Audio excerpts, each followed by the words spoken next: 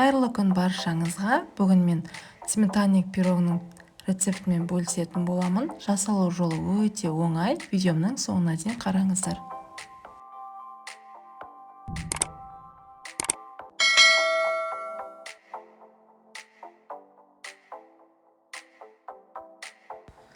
Қажетті заттың барлығын видеоның астындағы описание бөліміне қалдырамын.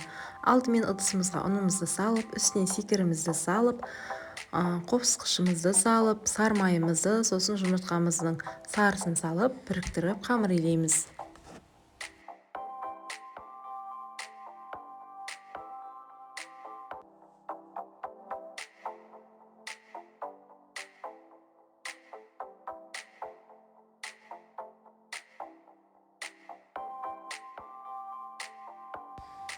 Міне біздің қамырымыз дайын. Дайын болған қамырымызды жарты сағатқа тоңазытқышқа салып қоямыз.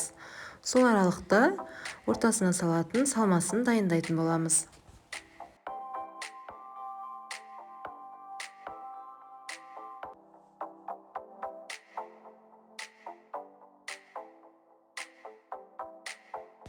Енді салмасын дайындайтын боламыз. Бізге сметан керек, манағы жұмыртқамыздың сарысының ағын саламыз, ванилин саламыз, үстіне секерімізді салып, және де аздаған ұн сала отырып араластырамыз. Сосын үстіне 2 шай қасық сгущенка саламыз. Осылардың барлығын жақсылап араластырып аламыз.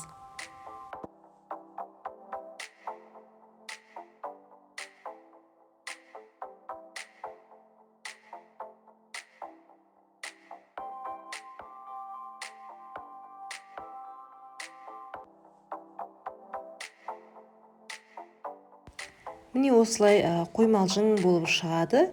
Қатты сұйық болмайды. Миксер пайдаланбаған жөн. Себебі миксер пайдалансақ, ол су сияқты кішкене сұйықтау болып кетеді.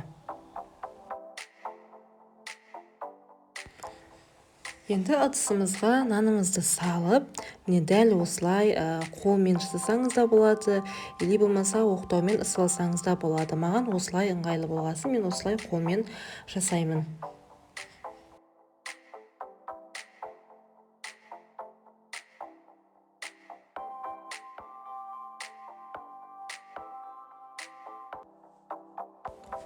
Міне осылай жасап болғасын, үстіне вилкамен кішкене араларын тесіп шығамыз. Кішкене ауа барып тұру керек.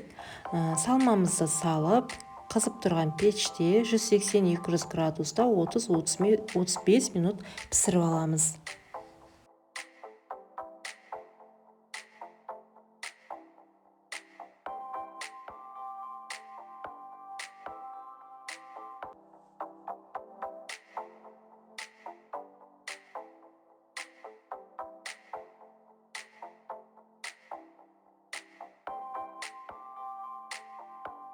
Міне біздің пирогымыз дайын.